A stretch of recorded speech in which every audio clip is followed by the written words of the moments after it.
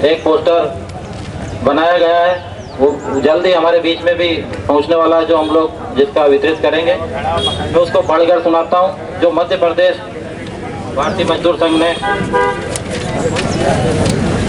बनाया है। भारतीय मजदूर संघ के स्वर्णिम 70 वर्ष पूर्व जिस संगठन की स्थापना शून्य से हुई थी, वह भारतीय मजदूर संघ आज विश्व का स्वायत्त स्वतंत्र सबसे बड़ा केंद्रीय श्रमिक संगठन है। भारतीय मजदूर संघ का बीजारोपण 23 जुलाई 1955 में मध्य प्रदेश की पुण्यधरा भोपाल महानगरी में हुआ था। संस्थापक माननीय दत्तोपंत ठेंगड़ी जी ने जब स्थापना की घोषणा की, तब ना तो कोई यूनियन थी और ना ही कोई कार्यकर्ता और ना ही कोष अथवा कार्यालय इसके पास था। यह शुद्ध रूप से शून्य से सृष्टि निर्माण की घोषणा थी। निर्माण के 12 वर्ष उपरांत 12-13 अगस्त 1967 को दिल्ली में संपन्न हुए प्रथम अखिल भारतीय अधिवेशन के अनुसार देश के 18 प्रदेशों एवं उद्योगों में कुल 541 ट्रेड यूनियनें भारतीय मजदूर संघ से संबद्ध हो चुकी थी।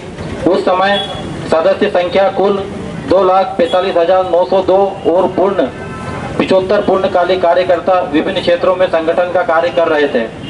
निर्माण के 70वें वर्ष में भारतीय मजदूर संघ के साथ 5,778 से अधिक ट्रेड यूनियनें, 40 से अधिक अखिल भारतीय औद्योगिक महासंघ, पूरे देश में 200 से अधिक पूर्णकालिक कार्यकर्ता, प्रत्येक प्रदेश में प्रादेशिक कार्यालय और प्रदेश के प्रत्येक जिले में जिला कार्यालय सक्रिय हैं।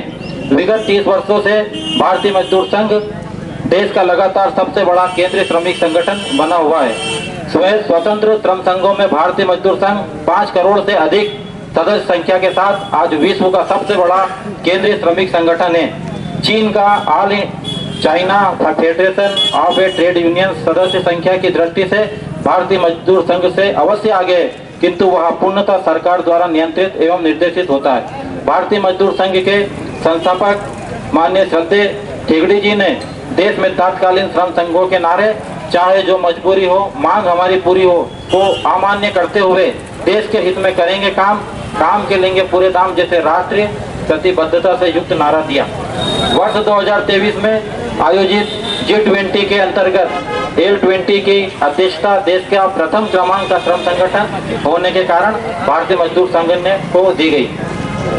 भारतीय मजदूर संघ द्वारा L20 का पहला शिखर सम्मेलन 18, 19 एवं 20 मार्च को 2023 को अमृतसर में संपन्न हुआ तथा अंतिम 21, 22 तथा 23 जून 2023 को पटना में संपन्न हुआ। इससे भारतीय मजदूर संघ की वर्तमान में संगठनात्मक शक्ति व सामर्थ्य का पता चलता है।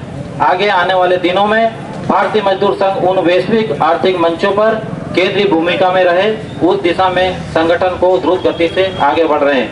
विगत 35 वर्षों से वैश्विक स्तर पर अंतर्राष्ट्रीय श्रम संगठन ILO के कॉन्फ्रेंस में भारतीय मजदूर संघ देश का नेतृत्व कर रहा है।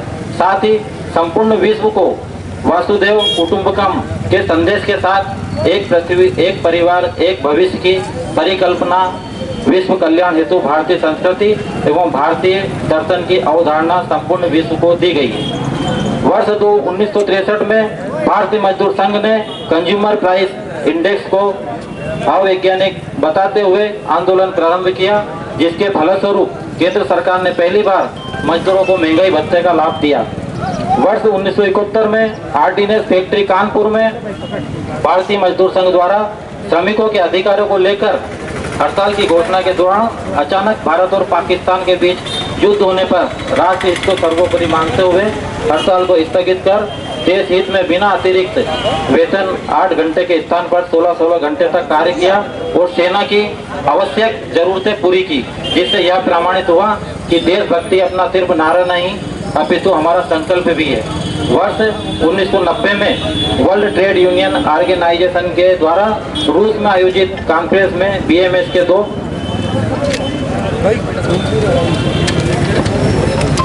प्रतिनिधि श्री रामभाऊ जोशी अखिल भारतीय अध्यक्ष एवं श्री प्रभाकर घाटे अखिल भारतीय महामंत्री सम्मिलित हुए, जहां पर उन्होंने कहा था भारत में हमने श्रम संगठन को गैर राजनीतिक आधार पर चलाने का निर्णय स्थापना काल से ही लिया है। उन्होंने कहा था ट्रेड यूनियन गैर राजनीतिक ही होना चाहिए। कॉन्फ्रेंस में 133 देशों के 1350 प्रतिनिधियों ने भाग लिया था, जिसमें भारतीय मजदूर संघ के प्रस्ताव को मंजूरी मिली और इसी सम्मेलन में लाल झंडे को उतारकर सफेद झंडा फहराया गया। वैश्विक स्तर पर भारतीय मजदूर संघ की यह सैद्धांतिक विजय है।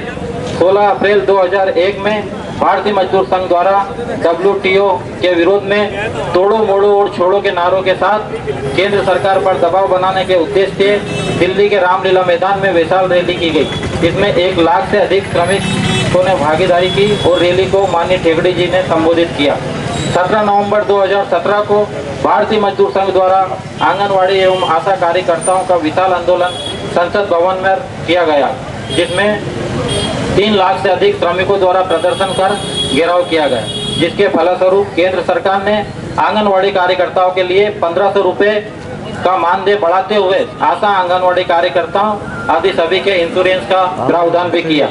मार्च 2020 में कोविड-19 महामारी के दौरान BMS कार्यकर्ताओं ने बड़ी संख्या में प्रवासी मजदूरों के लिए जगह जगह कैंप लगाकर भोजन, चिकित्सा तथा उन्हें उनके घरों तक पहुंचाने के साथ साथ विभिन्न बस्तियों, ग्रामीण क्षेत्रों, नगरों में जरूरतमंदों की दैनिक जीवन की सारी जरूरतें पूरी की।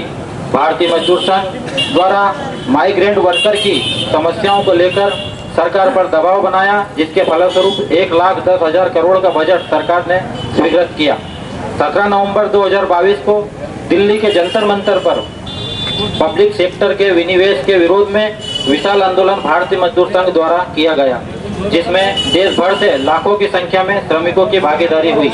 22 नवंबर 2023 को दिल्ली के जंतर मंतर पर भारतीय मजदूर संघ के नेतृत्व में केंद्र एवं राज्य सरकार के कर्मचारियों ने पुरानी पेंशन बहाली को लेकर विशाल आंदोलन किया, जिसमें सरकारी क्षेत्रों के लाखों कर्मचारी सम्मिलित हुए।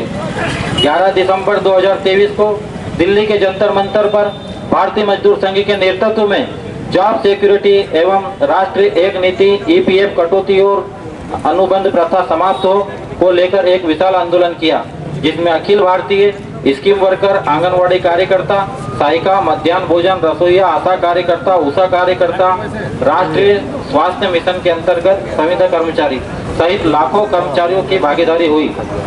भारतीय मजदूर संघ के आह्वान पर सभी राज्यों के क्षेत्रीय भविष्य निधि आयुक्त के माध्यम से प्रधानमंत्री जी ने के नाम ज्ञापन सौंपा गया, जिसमें मुख्य रूप से EPS 1995 के अंतर्गत मिलने वाली पेंशन 1,000 प्रति माह से बढ़ाकर 5,000 रुपये प्रति माह की जाए, पेंशन में परिवर्तनशील महंगाई भत्ता जोड़ा जाए एवं ऐसे समस्त पेंशनधारियों को आयुष्मान भारत योजना का लाभ दिया जाए, ये मांगे रही।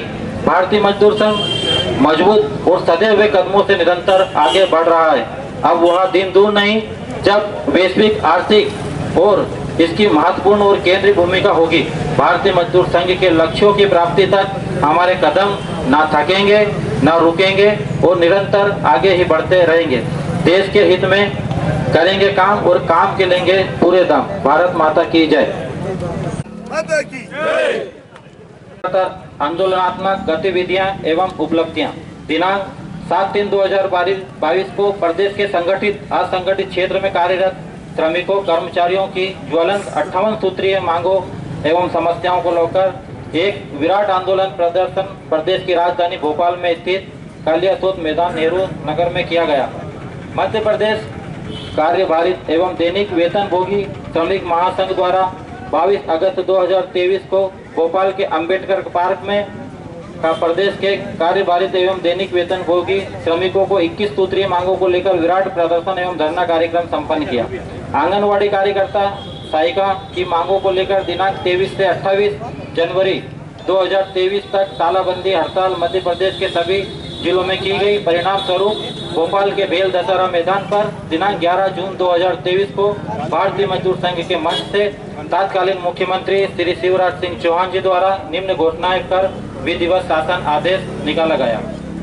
आंगनवाड़ी व कार्यकर्ताओं के मानदेय में 3,000, सहायिकाओं के मानदेय में 1,500 और मिनी कार्यकर्ताओं के मानदेय में 1,500 रुपए की वृद्धि की गई एवं आशा उषा कार्यकर्ताओं को 6,000, आशा सुपरवाइजर को 15,000 एवं प्रति वर्ष 1,000 रुपए मानदेय वृद्धि की घोषणा की गई। प्रति वर्ष आंगनवाड़ी कार्यकर्ताओं को 1,000 रुपए और मिनी कार्यकर्ताओं सहायिकाओं को 500 रुपए की मानदेय वृद्धि के रूप में राशि देय होगी। 5 लाख का स्वास्थ्य एवं दुर्घटना बीमा भी मिलेगा। ऊर्जा विभाग के समस्त कर्मचारियों एवं अधिकारियों को चतुर्थ वेतनमान का लाभ दिया। कंपनी केडर एवं अधिकारियों हेतु O3 स्टार की वेतन विसंगति दूर कर O3 लागू किया गया। सेवानिवृत्ति पर आंगनवाड़ी कार्यकर्ताओं को 1,25,000, मिनी कार्यकर्ताओं को 1 लाख रुपए की सम्मान राशि भी प्रदान की जाएगी। अनुसांगिक संगठन रोजगार सहायकों की लंबित मांगों को लेकर दिनांक 28 जून 2023 को तत्कालीन मुख्यमंत्री श्री शिवराज सिंह चौहान जी द्वारा भारतीय मजदूर संघ के मंच से निम्न घोषणाएं कर विधिवत शासन आदेश निकाला गया। रोजगार सहायकों का वेतन 9,000 रुपये से बढ़ाकर 18,000 रुपये किया गया। पंचायत सचिवों की भर्ती में 50% का आरक्षण रोजगार सहायकों को मिलेगा। रोजगार सहायकों की स्थानांतरण सिर्फ 10% ही पंचायत सचिवों की भांति किया जाएगा। रोजगार सहायकों को बिना जांच सुनवाई के सेवा से पृथक नहीं किया जाएगा। गंभीर अपराध की दशा में जिला पंचायत कार्यपालक अधिकारी को ही दंड देने का अधिकार होगा, जिसकी अपीली सुनवाई का अधिकार जिला कलेक्टर को होगा। अनुसांगिक संगठन राष्ट्रीय स्वास्थ्य मिशन की लंबित मांगों को लेकर दिनांक 4/7/2023 को तत्कालीन मुख्यमंत्री श्री शिवराज सिंह चौहान द्वारा भारतीय मजदूर संघ के मंच से निम्न घोषणाएं कर विधिवत शासन आदेश निकाला गया। संविदा कर्मियों को नियमित कर्मचारियों के समकक्ष पदों के समान वेतन दिया जाएगा। अनुकंपा नियुक्ति एवं हेल्थ बीमा की सुविधा दी जाएगी। नियमित पदों की भर्ती पर 50% पर संविदा कर्मचारियों के लिए आरक्षित रहेंगे। सेवानिवृत्ति पर सभी संविदा कर्मचारियों को ग्रेच्युटी प्रदान की जाएगी। प्रत्येक संविदा स्वास्थ्य कर्मियों को प्रति माह 5,000 से 10,000 रुपये का आर्थिक लाभ हुआ है। पंचायत सचिव, सहायक सचिव महासंघ की लंबित मांगों को लेकर 3 अगस्त 2023 को तत्कालीन मुख्यमंत्री श्री शिवराज सिंह चौहान जी द्वारा भारतीय मजदूर संघ के मंच से निम्न घोषणाएं कर विधिवत शासन आदेश निकाला गया। संपूर्ण मध्य प्रदेश के पंचायत सचिवों को 7वें वेतनमान के समस्त हित लाभ दिए गए, जिसमें 23,000 पंचायत सचिवों को लगभग 6,000 का आर्थिक लाभ हुआ। न्यूनतम वेतन के पुनरीक्षण हेतु प्रदेश व्यापी आंदोलन भारतीय मजदूर संघ द्वारा किया गया। यह 70 वर्ष की यात्रा का मात्र केवल एक पड़ाव है। आगे अनेक वर्षों तक शोषित श्रमिकों के लिए कटिबद्ध भारतीय मजदूर संघ इस वर्ष इस कार्य को और तेज गति से संपन्न करते हुए अपने लक्ष्य की ओर अग्रसर होगा। भारत माता की जय। प्रदेश महामंत्री कुलदीप सिंह जी गुजर।